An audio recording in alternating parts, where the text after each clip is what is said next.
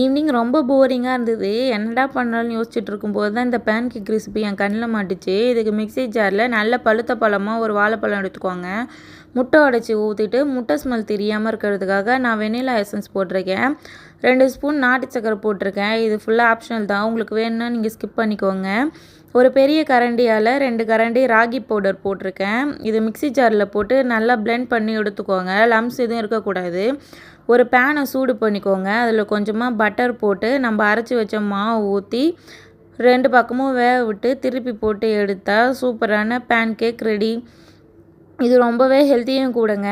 அப்புறம் பாப்பாவை குளிக்க வச்சுட்டு அவங்க கூட கொஞ்ச நேரம் விளையாடிட்டு இருந்தாங்க. ரொம்பவே அழகாக இருக்காங்க பட்டை போட்ட உடனேவே.